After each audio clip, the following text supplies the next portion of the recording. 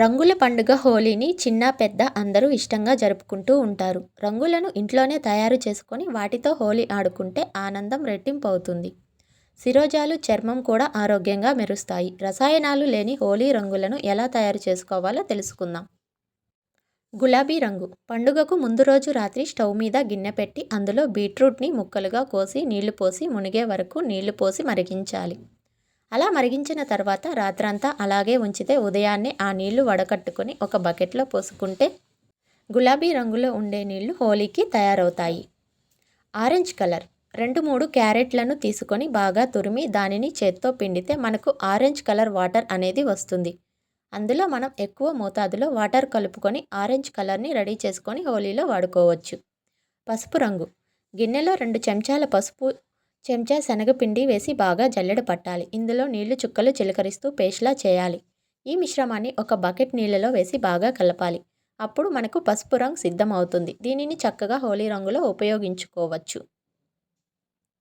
ఎరుపు రంగు హోలీకి ముందు రోజు రాత్రి స్టవ్ మీద గిన్నె పెట్టి అందులో నీళ్లు పోసి దానిలో దానిమ్మ తొక్కలు వేసి బాగా మరిగించాలి.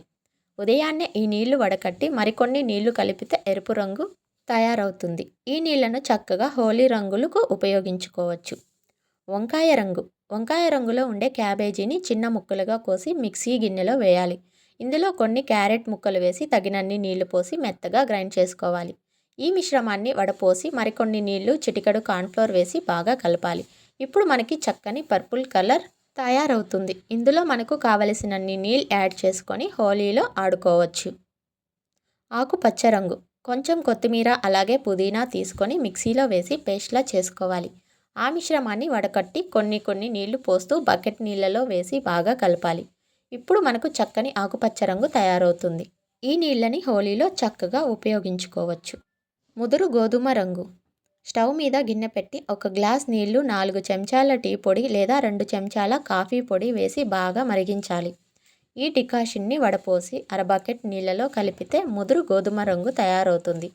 ఇందులో కొద్దిగా రోజ్ వాటర్ని కలిపితే సువాసన కూడా వెదజల్లుతుంది. ఈ విధంగా ఇంట్లో ఉండే కూరగాయలతో హోలీకి కలర్స్ అనేవి ప్రిపేర్ చేసుకోవచ్చు. ఎలాంటి సైడ్ ఎఫెక్ట్స్ లేని కలర్స్ని ఇంట్లోనే తయారు చేసుకుంటే హెల్తీగా ఉండొచ్చు. వీడియో అందరికీ ఉపయోగపడిందని అనుకుంటున్నాను. ఉపయోగపడితే ఒక చిన్న లైక్ చేయండి.